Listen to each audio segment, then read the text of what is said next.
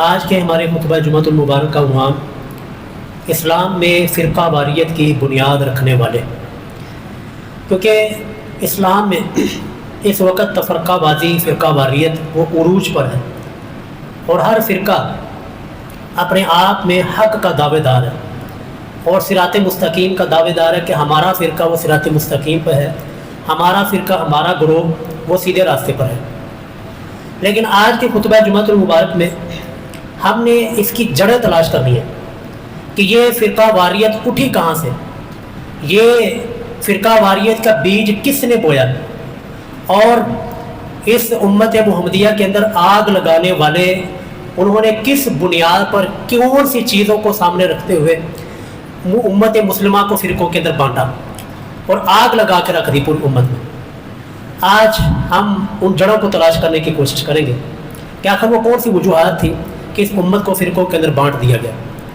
تو چند ایک آیات اس فرقہ واریت کے رد میں، جس کو اللہ رب العالمین نے قرآن کریم میں ارشاد فرمایا کہ وَأَطِیعُوا اللَّهَ وَرَسُولَهُ، اے لوگو اللہ کی اطاعت کرو، وَرَسُولَهُ اور اللہ کے رسول صلی اللہ علیہ وسلم کی اطاعت کرو، اور وَلَا تَنَازَعُوا آپس میں اختلاف نہ کرو، فرقہ بازی اور الگ الگ ٹوٹ کر نہ رہو، کیونکہ اگر ٹوٹو گے، فرقے بناؤ گے، فرقہ واریت میں پڑو گے تو کیا ہوگا جی؟ فَتَفْشَلُوا وَتَذْهَبَ رِيحُكُمْ، تم بزدل ہو جاؤ گے اور تمہارا روب دبدبا، تمہاری ہیبت وہ ختم ہو کر رہ جائے گی۔ آج یہی وجہ کہ ہم 2 ارب کے قریب مسلمان ہیں، 56 کے قریب ہمارے اسلامی ممالک ہیں، لیکن نہ ہمارا کوئی روب ہے، نہ ہمارا کوئی دبدبا ہے، نہ ہی ہمارا کوئی ہیبت ہے کفار کے اوپر۔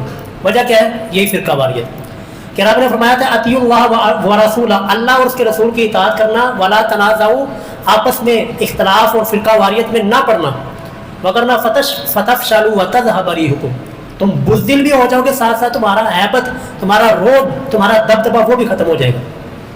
اسی طرح دوسری آیت میں اللہ تعالیٰ نے فرمایا ان الذين فرقوا دينهم وكانوا شيعا، کہ بے شک وہ لوگ کہ جنہوں نے دین میں فرقے بنائے، دین کو فرقوں کے اندر، گروہوں کے اندر بانٹ دیا، اور وکانوا شیعا، وہ مختلف گروہ بن گئے کہ جی تیرا وہ گروہ ہے، ہمارا وہ گروہ ہے، تیرا وہ امام ہے، میرا وہ امام ہے، تیرا اس امام کے قول کے اوپر فتویٰ ہے، میرا اس امام کے قول کے اوپر فتویٰ ہے۔ آگے جو اللہ تعالیٰ نے لفظ ارشاد فرمایا نا، وہ جھنجھوڑ کر رکھ دینے والے، اللہ اپنے نبی کو فرماتے ہیں کہ محبوب لست منہم فی شیء، آپ کا ان فرقوں کے ساتھ کسی قسم کا کوئی تعلق نہیں۔ یہ فرقے تو بنے تھے نا کہ رسول اللہ کا جی یہ جو راستہ ہے، یہ حنفی راستہ ہے، یہ شافی راستہ ہے، یہ مالکی راستہ ہے، یہ حنبلی راستہ ہے، یہ جعفری، یہ فلانا راستہ ہے، یہ رسول اللہ تک پہنچنے کے راستے ہیں۔ لیکن اللہ کیا فرما رہے فرقوں کے بارے میں کہ محبوب لست منہم فی شیء، آپ کا ان فرقوں کے ساتھ کوئی تعلق نہیں ہے، کوئی یارانہ نہیں ہے۔ یعنی ان فرقوں کے اوپر چل کر انسان یہ سوچے میں فرقوں کے اندر بٹ کر میں رسول اللہ تک پہنچوں گا، ایسا نہیں ہونے والا، بلکہ یہ تو رسول اللہ سے توڑنے والے ہیں، یہ تو رسول اللہ سے کاٹنے والے ہیں۔ اسی طرح جامع ترمذی کی حدیث ہے 2641 حدیث کا نمبر ہے، رسول اللہ صلی اللہ علیہ وسلم اپنی امت کو خبردار کر کے جا رہے ہیں کہ میری امت کے بنی اسرائیل 72 فرقوں میں بٹ گئی تھی، بنی اسرائیل نے 72 فرقے بنائے نبیوں کی موجودگی میں، وَتَفْتَرِقُ أُمَّتِي عَلَىٰ 73 مِلَّةٍ، اور میری امت، میری اس امت کے اندر 73 فرقے بنیں گے، وہ 72 تھے، یہ 73 فرقے بنیں گے، کلہم فی النار، سارے کے سارے جہنم میں جائیں گے۔ لوگ کہتے ہیں نہیں جی ایک فرقہ جو ہے نا وہ جنت میں جائے، فرقہ نہیں سر جنت میں جانے والا، فرقہ نہیں، فرقے سارے کے سارے جہنمی ہیں۔ کلہم فی النار، محبوب نے فرمایا کہ یہ سارے کے سارے فرقے، تفرقے اور فرقہ واریت اور فرقے بنانے والے، یہ سارے کے سارے کلہم فی النار، جہنم میں جانے والے، الا ملۃ واحدہ، سوائے ایک جماعت کے، ایک گروہ کے۔ صحابہ کرام نے عرض کی یا رسول اللہ فرقے بنیں گے، اور جو حق پر فرقہ ہوگا، جو جنت میں جانے والا ہوگا، کامیاب ہونے والا ہوگا، یا رسول اللہ اس کی نشانی کیا ہے تاکہ ہم ان فرقوں میں نہ پڑیں، ہم اس گروہ کے اندر شامل ہو جائیں جو کہ حق والا گروہ ہو، جو کہ جنت میں جانے والا گروہ ہو، یا رسول اللہ ہمیں اس کی نشانی بتا دیں۔ محبوب نے فرمایا جی ما انا علیہ و اصحابی، کہ جس راستے پر میں ہوں اور میرے اصحاب، میرے صحابہ کرام ہیں، یہ والا وہ راستہ، جس راستے کے اوپر یہ والی جماعت ہوگی، ان لوگوں کے یہ عقائد ہوں گے، وہ کامیاب ہوگا۔ جو میرے راستے سے اور میرے صحابہ کے راستے سے ہٹ جائے گا سر، وہ فرقہ ہے اور فرقوں کا انجام جہنم ہونے والا ہے۔ تو یہ چند ایک آیات اور احادیث اور بھی ہیں، لیکن ہم نے اصل جڑ پکڑنی ہے، ہم نے اصل جڑ تک پہنچنا ہے کہ یہ فرقہ واریت پھیلے کہاں سے، یہ آغاز کہاں سے ہوا, کنہوں نے پھیلائی اور کس بنیاد کے اوپر اس فرقہ واریت کو پھیلایا گیا؟ تو امت محمدیہ جی ایک ہی امت تھی. کان الناس امۃ واحدہ, سورہ البقرہ میں اللہ فرماتے ہیں کان الناس امۃ واحدہ. یہ امت ایک ہی امت تھی, کوئی فرقہ نہیں تھا, کوئی گروہ نہیں تھا, کوئی جتھا بازی کچھ نہیں تھا, فرقہ واریت بھی کچھ نہیں تھی. اسی طرح رسول اللہ کا زمانہ گزر گیا, سر کوئی فرقہ نہیں تھا. حضرت ابوبکر صدیق کی خلافت کوئی فرقہ نہیں, حضرت عمر کی خلافت کوئی فرقہ نہیں, حضرت عثمان کی خلافت سر کوئی فرقہ نہیں ہے. حضرت علی رضی اللہ تعالیٰ عنہ کی خلافت آتی ہے. اب یہاں سے فرقوں کی بنیاد شروع ہوتی ہے, یہاں سے فرقہ اٹھتا ہے. کون سا فرقہ اٹھتا ہے جی؟ حضرت علی اور حضرت معاویہ رضی اللہ تعالیٰ عنہ کا اختلاف ہوتا ہے, سیاسی اختلاف ہے جی. دونوں گروہ آپس کے اندر آمنے سامنے آ جاتے ہیں اور آمنے سامنے آ کر لڑائی ہوتی ہے, جنگ صفین ہوتی ہے. اب جنگ صفین کے اندر بالآخر معاملہ یہ طے پایا جاتا ہے کہ جی تحکیم کر لی جائے, یعنی ایک بندہ ادھر سے لیا جائے حضرت علی کے گروہ سے, اور ایک بندہ حضرت معاویہ رضی اللہ تعالیٰ عنہ کے گروہ سے لیا جائے. دونوں بیٹھیں, فیصلہ کریں اور فیصلہ آ کر عوام الناس کے اندر سنا دیں. دونوں گروہ اس فیصلے کے اوپر متفق ہو جائے گی. لو جی بات طے ہوگی کہ دونوں گروہوں سے, حضرت علی کے گروہ سے بھی, حضرت معاویہ رضی اللہ عنہ کے گروہ سے بھی ایک ایک بندہ چنا جائے گا. حضرت علی کی طرف سے آتے ہیں حضرت ابو موسیٰ اشعری رضی اللہ تعالیٰ عنہ, حضرت معاویہ کی طرف سے آتے ہیں حضرت عمرو بن عاص رضی اللہ تعالیٰ عنہ. یہ دونوں اصحاب بیٹھتے ہیں, فیصلہ کرتے ہیں, اور جتنا بھی یہ امت محمدیہ کے اندر یہ اس حد تک معاملہ پہنچ چکا تھا کہ تلواریں نکل چکی تھی. قصاص عثمان رضی اللہ تعالیٰ عنہ کا جو ایک معاملہ سامنے آیا, اس کو سامنے رکھتے ہوئے جب یہ فیصلہ کیا گیا, اب یہ تحکیم کا معاملہ ہوا, اب یہاں سے ایک گروہ پھوٹتا ہے جی, یہاں سے ایک گروہ نکلتا ہے اور وہ نعرہ لگاتا ہے ان الحکم الا للہ, کہ حکم تو صرف اور صرف اللہ کا چلنا چاہیے. ان لوگوں نے, حضرت علی اور حضرت معاویہ رضی اللہ عنہم نے, یہ اپنے طرف سے بندوں کو منتخب کر دیا, یعنی لوگوں کو منتخب کر دیا. ان الحکم الا للہ, حکم تو صرف اللہ کا. یہ کم و بیش جی ہزاروں کی تعداد کے اندر یہ جتھا اور یہ گروہ, یہ فرقہ الگ ہو کر ٹوٹ کر جو الگ ہو گیا. اور بنیاد کیا رکھی؟ یہ سب سے زیادہ جو ہے نا توجہ قابل توجہ بات ہے کہ بنیاد انہوں نے کس چیز پر رکھی. فرقہ تو الگ کر لیا انہوں نے, ٹوٹ گئے, نہ حضرت علی رضی اللہ عنہ کے گروہ میں رہے, نہ حضرت معاویہ کے گروہ میں رہے, یہ سب سے ٹوٹ کر الگ ہو گئے. لیکن بنیاد کس چیز پر رکھی؟ بنیاد انہوں نے رکھی اے بھی کافر او بھی کافر, نعوذ باللہ. انہوں نے حضرت علی رضی اللہ عنہ کے اوپر بھی کفر کا فتویٰ لگا دیا, حضرت معاویہ کے اوپر بھی کفر کا فتویٰ لگا کر کہ جی یہ بھی کافر وہ بھی کافر, تکفیری سوچ کی بنیاد کے اوپر ایک دوسرے کو کافر کافر کہہ کر یہ جی الگ ہو گئے. یہ جی اسلام کے اندر سب سے پہلا فرقہ ہے جو کہ ٹوٹ کر الگ ہوا. اور بنیاد ان ظالموں نے کیا چیز رکھی, کس چیز کو بنیاد بنایا؟ او بھی کافر تھے او بھی کافر. اب یہ پھر یہاں سے بنیادیں چلی اور پھر یہ چیز ہر فرقے کے اندر ہر جگہ پہ ہمیں نظر آئی کہ جس نے بھی کسی فرقے کی نئی بنیاد رکھی اس نے اسی خوارج کی سوچ کو لیا, اس نے اسی تکفیری سوچ کو لے کر اپنا فرقہ بنا لیا, او بھی کافر او بھی کافر او بھی کافر. اور پھر یہاں تک نہیں, آج لوگ کہتے ہیں جو خارجی تھے نا وہ وہابی تھے, ایک وہابی, اعلیٰ حضرت بھی کہتے ہیں ایک وہابی کھڑا ہو گیا. ہم آپ کو بتاتے ہیں جی وہ ان کا عقیدہ اور نظریہ خوارج کا کیا تھا. خوارج کی نشانیاں دو میں آپ کے سامنے قرآن و سنت کی روشنی میں رکھنے لگا ہوں. اگر وہ نشانیاں میرے اندر پائی جائیں سر میں خارجی, اگر یہ نشانیاں کسی اور کے اندر نکلیں, کسی اور کے اندر پائی جائیں تو وہ خارجی. دیکھیے جی, پہلی تو میں نے آپ کے سامنے یہی رکھی کہ جو انہوں نے بنیاد رکھی تھی نا فرقے کی کہ وہ بھی کافر یہ بھی کافر, یعنی ہر بندے کو ہر کلمہ کو کافر انہوں نے کہہ دیا. یہ تکفیری سوچ یہ جس بھی انسان کی ہوگی سر, یہ تکفیری سوچ خوارج کی سوچ ہے. اور یہ سوچ الحمدللہ ہمارے علماء کے اندر نہ ہی ہمارے اندر ہے. اور پھر اسی تکفیری سوچ کی بنیاد پر انہوں نے قتل و غارت شروع کر دی, کیونکہ جب انہوں نے کہہ دیا کہ یہ بھی کافر وہ بھی کافر, پھر قتل و غارت شروع کر دی, اپنی عدالتیں قائم کی اور اپنے ہی فیصلے کرنے شروع کر کے لوگوں کے اندر قتل و عام شروع کر دیا. یہ ایک نشانی کہ تکفیری سوچ اور تکفیری سوچ کی بنیاد کے اوپر آ کر قتل و غارت کرنا. بتائیے جی یہ کون سے فرقے کے اندر پایا جاتا ہے؟ یہ کہاں پر ملتا ہے آپ کو؟ او بھی کافر, فلانا بھی کافر, فلانا بھی کافر, او بھی کافر. پھر اس کفر کے فتووں کی بنیاد پر قتل و غارت یہ کہاں پر پائی جاتی ہے؟ ہمارے یہاں تو نہیں پائی جاتی. ہم تو یہ ماورائے عدالت قتل کرنے کے قائل ہی نہیں ہے. ہم تو کہتے ہیں قانون جتنا مرضی بڑا کوئی جرم کرے, قانون کوئی بھی انسان ہاتھ میں نہیں لے سکتا. اور دوسری خارجیوں کی جو نشانی اور علامت ہے وہ ہے جی سنن دارمی, حدیث کی کتاب ہے سنن دارمی, حدیث نمبر 210. اس میں हज़रत अबू मूसा अशरी जो कि हाकिम बने थे हज़रत अली रज़ी अल्लाह अन्हु की ग्रोह से, ये कूफा के अंदर है। हज़रत अबू मूसा अशरी रज़ी अल्लाह तआला अन्हु हज़रत इब्न मसूद रज़ी अल्लाह अन्हु को मिलने जाते हैं। अब्दुल्लाह बिन मसूद ये शेखुल कूफा, कूफा के शेख थे, कूफा के मुफ्ती थे।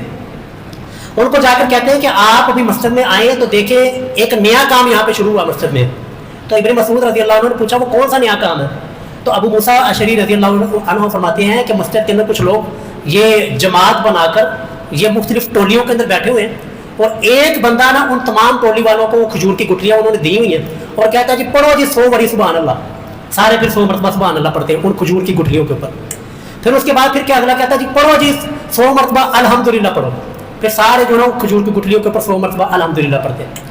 फिर तीसरा कहता है जी आप 100 मरतबा अल्लाह अकबर को। फिर वो सारे के सारे जो है ना गुठलियों के ऊपर मस्जिद के अंदर बैठकर अल्लाह अकबर कहते हैं। बताइए जी कौन सा गुनाह का काम कर रहे थे? वो बुरा काम तो नहीं था। सुभान अल्लाह अल्हम्दुलिल्लाह अल्लाह अकबर ये अल्लाह ताला की हमदो सना है, अल्लाह का जिक्र हो रहा था मस्जिद में।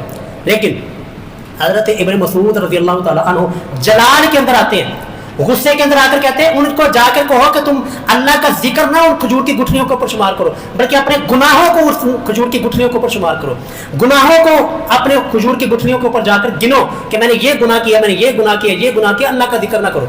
मस्जिद के अंदर आते हैं तो देखा कि वाक़अतन वही माहौल है, लोग टोलियों के अंदर बैठे हुए हैं, खजूर की गुठलियाँ सामने हैं और एक कहते हैं सुभान अल्लाह पढ़ो 100 मरतबा, दूसरा कहता है अल्हम्दुलिल्लाह पढ़ो 100 मरतबा।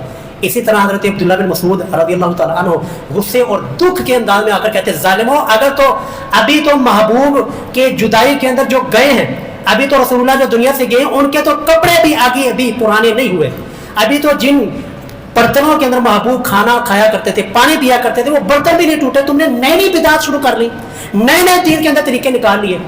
आगे तो वो वही जवाब देते जो मुझे और आपको दिया जाता है कि क्या हर्ज है इसमें, हम नेकी का काम ही कर रहे हैं, हम सुभान अल्लाह अल्हम्दुलिल्लाह अल्लाह का जिक्र ही कर रहे हैं। तो हज़रत इब्न मसूद रज़ी अल्लाह तआला अन्हु फरमाते हैं कि कितने ही ऐसे बंदे हैं जो समझते हैं कि हम नेकी का काम कर रहे हैं लेकिन दरअसल वो नेकी उनके हिस्से में आती नहीं है, उनके हिस्से में बिदअत करने की वजह से गुनाह आ रहा होता है।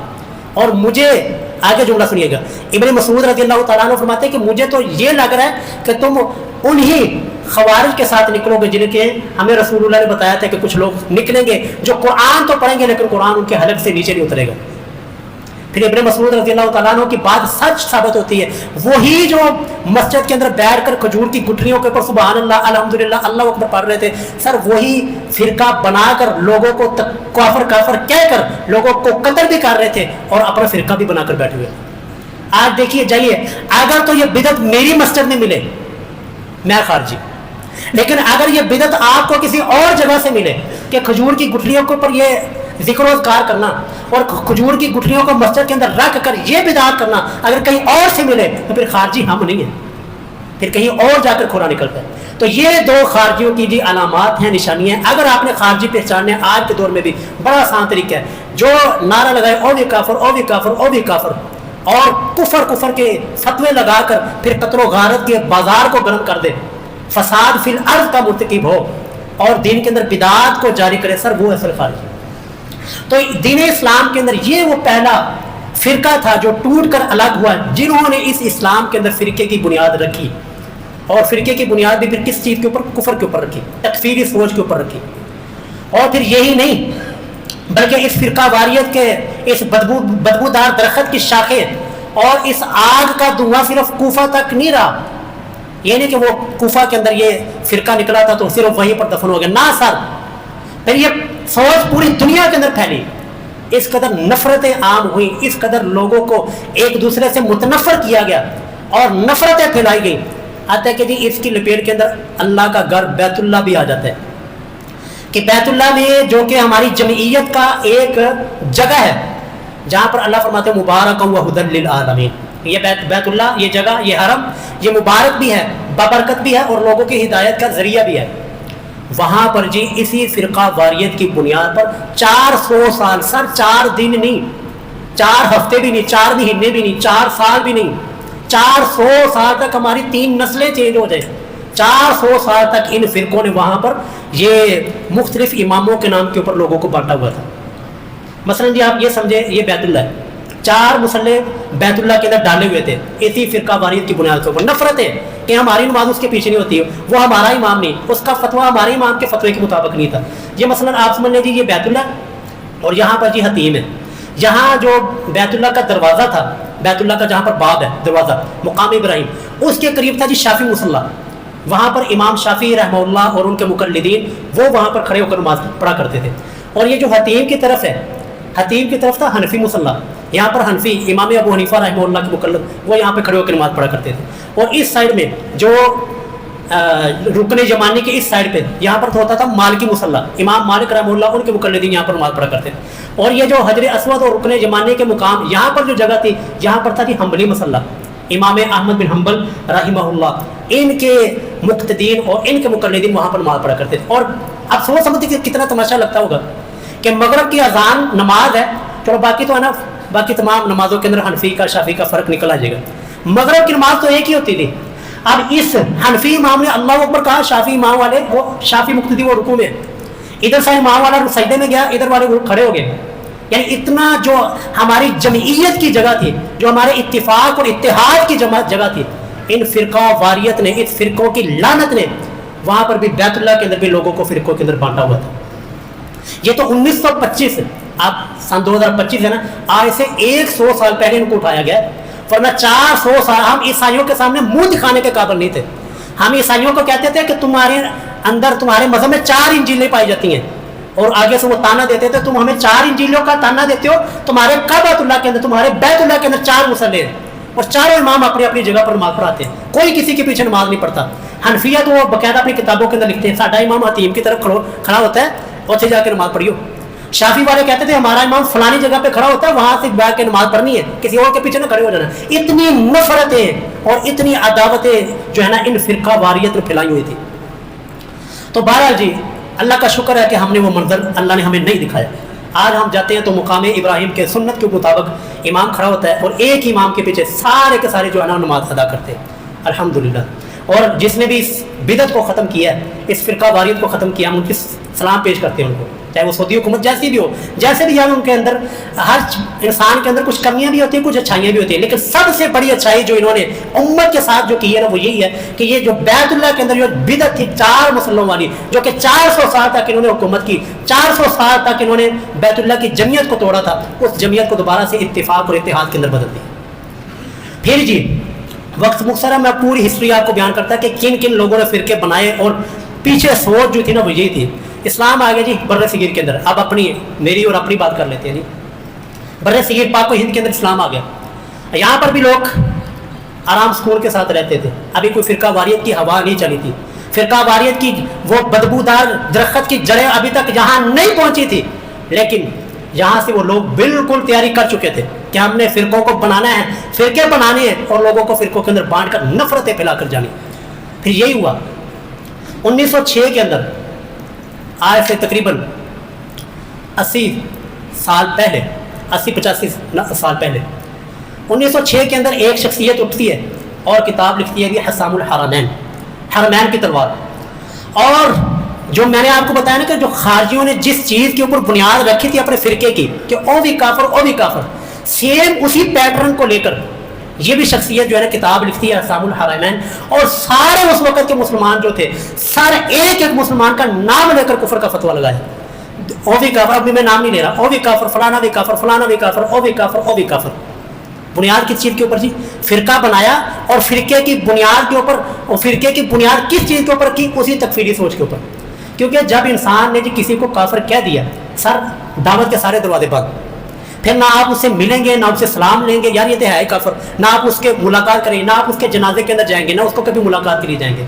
ऐसी नफरतें पुराने हुए फैला करके फिर यही नहीं, एक तरफ से ये किताब निकलती 1906 के अंदर, 1907 अगले साल के अंदर इधर से भी एक किताब निकल जाती है अल मुहन्नद अल मुफन्नद। नाम देखो कितना खतरनाक, अल मुहन्नद हिंदी तलवार। हिंदी तलवार जो है ना, ये पुराने ज़माने में बड़ी मशहूर तलवार थी। हम अरबी के जो अरबी अदब की हमने जो किताबें पढ़ी मदारस के अंदर, निसाब के अंदर शामिल है, उसके अंदर भी हिंदी तलवार का जिक्र है, इतनी मशहूर थी हिंदुस्तान की तलवार। तो क्या जी नाम अल मुहन्नद, हिंदी तलवार अल मुफन्नद, उस पागल बाबे के ऊपर।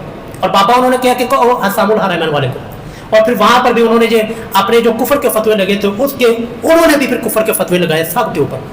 یعنی ہر طرف سے کافر کی صدائیں، ہر طرف سے تکفیری سوچ، اور اپنے فرقوں کو اپنے پاس لا کر دوسروں کے بارے میں نفرتیں پھیلا کر گئے.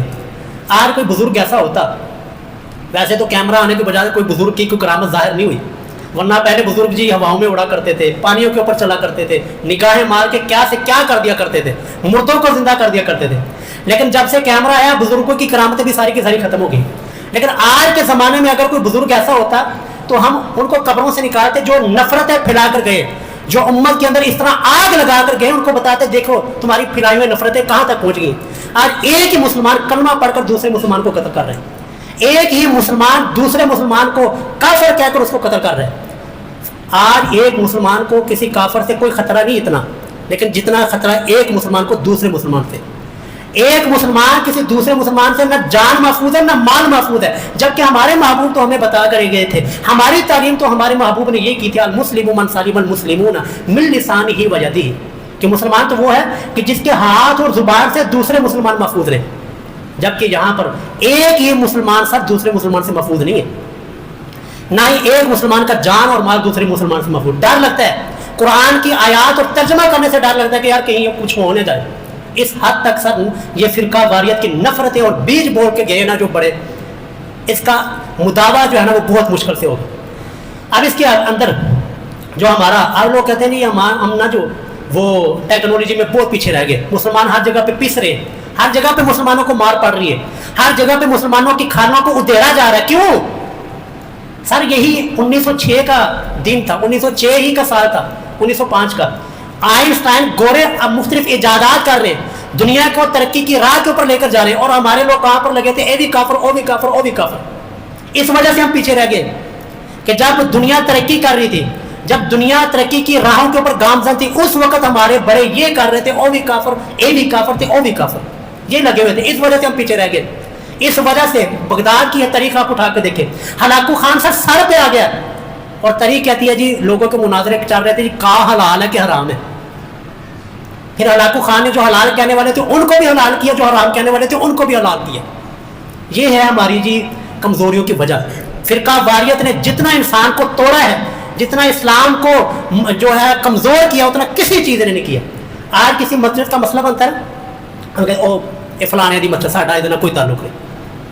آج کسی مسئلہ کے اوپر بات آتی ہے تو کیا ہوتا ہے او جی ساڈا مسئلہ نہیں، ساڈی ادنا کوئی لینا دینا نہیں.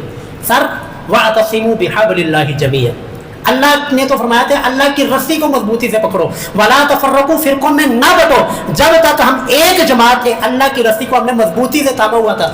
سر 313 1000 کوئی بنتی ہے جی، کوئی لڑائی کوئی بنتی ہے، کوئی مقابلہ بنتا ہے، اور 1000 بھی وہ ہیں جو مکمل تیاری کے ساتھ آئے ہوئے، اور 313 کی تیاری توری بھی کوئی نہیں، نہ ان کا ارادہ تھا جنگ لڑنے کا. لیکن اعتصام اللہ کی کتاب کے ساتھ تھا، فرقہ بازی نہیں تھی، فرقہ واریت نہیں تھی، ٹوٹے ہوئے نہیں تھے، اور ایک دوسرے کے بارے میں نفرتیں نہیں تھی. تو سر 313 بھی 1000 کے اوپر غالب آئے. احد کا مقام ہے 1000، 300 تو ویسے ہی وہ عبداللہ بن ابی لے کر الگ ہو گئے تھے. 700 صحابہ کرام، وہ ادھر سے 3000 کا لشکر ہے. کیا مقابلہ جی 700 کا اور 3000 کا؟ لیکن فرقہ واریت نہیں تھی، اور لوگ ایک دوسرے کے ساتھ نفرتیں نہیں کرتے تھے، جس کی بنیاد کے اوپر وہ بھی جنگ جو ہے اللہ تعالیٰ نے وقتی شکست کے ساتھ وہ بھی اللہ تعالیٰ نے مسلمانوں کو جتوا دی. لیکن آج سر ہم 2 ارب کی تعداد کے اندر 56 ہمارے اسلامی ملک ہے، ایک چھوٹی سی تعداد اتنا کو ہے اسرائیل جو ہمارے ناک کے اوپر دم کیے ہوئے، ہماری کشتیاں کی وہ گرفتار ہو چکی. کیوں ہم اتنے تعداد کے اندر کیوں کچھ نہیں کرتے؟ فرقہ واریت ہے سر. اسی فرقہ واریت نے ہمیں کسی کا نہیں چھوڑا، نہ انہوں نے کچھ چھوڑا نہ انہوں نے کچھ چھوڑا. سارا آ کر جو ہے نا فرقہ واریت کی لعنت کے اندر آج میں اور جل رہے. اس فرقہ واریت کو ختم کرنے کا جی عزیزو صرف ایک ہی طریقہ ہے جی. آپ کہیں گے نا جی امام ابو حنیفہ کے اوپر سارے اکٹھے ہو جائیں گے، سارے حنفی ہو جائیں، کبھی بھی نہیں ہو سکتا. آپ کہیں گے سارے نا امام شافعی رحمہ اللہ کے اوپر اکٹھے ہو جائیں، کبھی بھی نہیں ہو سکتا. یہ امت اگر اکٹھی ہو سکتی ہے، صرف ایک ہستی ہے جی اس کائنات میں، صرف ایک ہستی ہے جس کے اوپر امت ساری اکٹھی ہو سکتی ہے. وہ کون سی ہستی ہے جی؟ ہمارے امام حضرت محمد مصطفیٰ صلی اللہ علیہ وسلم. یہ ایسی ہستی ہے جی کائنات کے اندر جس کے اوپر حنفی کا بھی اتفاق ہو جائے گا، شافعی کا بھی ہو جائے گا، حنبلی کا بھی ہو جائے گا، مالکی کا بھی ہو جائے گا، دیوبندیوں کا بھی، بریلویوں کا، اور سب کا اتفاق ہو سکتا ہے تو ہمارے امام حضرت محمد مصطفیٰ کے اوپر ہو سکتا ہے. اور ہم اسی کے دائی ہیں، ہم کسی فرقے کے دائی نہیں ہیں، ہم کسی شخصیت کی طرف بلانے والے نہیں. ہم نہیں کہتے امام ابو حنیفہ کی طرف آ جاؤ، ہم نہیں کہتے اعلیٰ حضرت کی کتابوں کو پڑھو اور اس کے مطابق چلو. نہ، ہم کہتے سر آئیں، سارا کچھ جو ہمارے بڑوں نے لکھا وہ صحیح لکھا غلط لکھا اللہ کے ہاں جواب دیں، صحیح غلط لکھا اللہ کے ہاں جواب دیں، صحیح لکھا ہے اللہ کے ہاں اجر پا رہے ہوں گے. آپ کے بڑوں نے جو غلط لکھا ہے وہ اللہ کے ہاں جواب دے ہوں گے، اگر صحیح لکھا وہ اللہ کے ہاں اجر پا رہے ہوں گے. مسئلہ میرا اور آپ کا ہے، میں اور آپ اس وقت زندہ ہیں، میرے اور آپ کے اوپر کفر مسلط ہے. اگر ہم نے اس کفر کو مات دینی ہے، کفر کی آنکھوں میں آنکھیں ڈالنی ہے، تو ہمیں ایک ہونا پڑے گا. اور ایک ہونے کے لیے جو ہماری مشترکہ مرکزی شخصیت ہے وہ حضرت محمد مصطفیٰ صلی اللہ علیہ وسلم. ہم اسی کی دعوت دیتے ہیں. یار سب کو چھوڑ دو، کس نے کیا لکھا، کس نے کیا کفر پھیلایا، کس نے کیا شرک لکھا ہے، سب کو چھوڑ دو. آج یار محمد رسول اللہ صلی اللہ علیہ وسلم کے عقیدے کے اوپر آج آپ سب قرآن کے عقیدے کے اوپر آ جائے. میں بھی اپنا عقیدہ قرآن کے اوپر پیش کرتا ہوں. اگر میرا عقیدہ قرآن کے خلاف نکل آئے سر میں اپنی آنکھیں جھکا لوں، اپنا سر جھکا لوں. اگر آپ کا عقیدہ قرآن کے خلاف نکل آئے تو آپ اپنا سر جھکا لیں. اس طرح ہو سکتا ہے کہ نہیں اتفاق اور اتحاد. آئے آپ بھی اپنی نماز، روزہ، حج، زکوٰۃ، زندگی کے تمام معاملات، ساری کی ساری عبادات آئے رسول اللہ کی حدیث کے سامنے پیش کرتے ہیں. میری نماز رسول اللہ کے مخالف نکل ہے میں اپنا سر جھکا لوں، اگر آپ کی نماز رسول اللہ کے مخالف نکل ہے تو سر آپ سر جھکا لیں. تو یہی ایک راستہ ہے امت کو متحد کرنے کا. ورنہ اگر شخصیات کے اوپر آئیں تو سر کوئی دنیا کے اندر ایسی شخصیت نہیں ہے. حتیٰ کہ اگر آپ معذرت کے ساتھ صحابہ کرام کے بارے میں ہمارا ایمان ہے، حضرت ابوبکر صدیق اس کائنات میں انبیاء کرام کے ساتھ سب سے زیادہ افضل ہے. لیکن حضرت ابوبکر صدیق کے اوپر بھی یہ امت متفق نہیں ہو سکتی. وہ کہہ جائے کہ ہم علی کو خلیفہ اول مانتے ہیں. تو یہ اس سارے کے سارے اتفاق کرنے کے لیے، اتحاد کرنے کے لیے جو ہمارے پاس مرکزی شخصیت ہے وہ رب کا قرآن ہے اور محمد رسول اللہ صلی اللہ علیہ وسلم کا فرمان ہے. اگر آج دنیا یہاں پر جمع ہو جائے کہ سب کو چھوڑ کے جس نے کیا لکھا، کیا کیا، کیا کتابوں میں لکھا، سب کو چھوڑ دیں، آج قرآن کی طرف، کیا لکھا آج علی حدیث کی طرف، تو یہ امت اتفاق اور اتحاد کے اوپر آ سکتی ہے. اور تکفیری سوچ کو ہم سب کو چھوڑنا ہوگا، ایک دوسرے کے ساتھ پیار محبت کے ساتھ پیش آنا ہوگا. اور عزیزوں آپ کے پاس آخری بات ہے جی، آپ کے پاس اہل حدیثوں آپ کے پاس 24 کیرٹ سننا تھا، آپ کے پاس خالص قرآن و سنت کی دولت تھی، خالص قرآن و سنت کی دعوت تھی. لیکن آپ نے جو ہے نا وہ اپنے گروہ کو کنڈیاں لگائیں اور باہر نہیں نکلے، لوگوں کو دعوت نہیں دی. اسی وجہ سے پھر اس مارکیٹ کے اندر جب خالص چیز نہیں دیں گے تو ملاوٹ والی چیز تو پھر چلتی ہے. اس لیے میں آپ سب سے پہلے آپ کو یہ کہوں گا کہ یار گھروں کی کنڈیاں کھولو اور لوگوں سے ملے، ملاقات کریں اور لوگوں کو پیار محبت کے ساتھ، یار جو ہے نا سختی کے ساتھ نہیں، سختی کے ساتھ آج بچہ نہیں مانتا، پیار محبت کے ساتھ لوگوں کو دعوت دے. اور دعوت صرف اللہ کے کلام کی ہو، رسول اللہ صلی اللہ علیہ وسلم کے فرمانی ہو، تب امت متفق ہوتی سکتی ہے، تب امت کے اندر اتحاد اور اتفاق آ سکتا ہے. اللہ رب العالمین سے دعا ہے ہمارے اندر اتفاق اور اتحاد پیدا فرمائے. فرقہ واریت کی لعنت سے اللہ تعالی ہم سب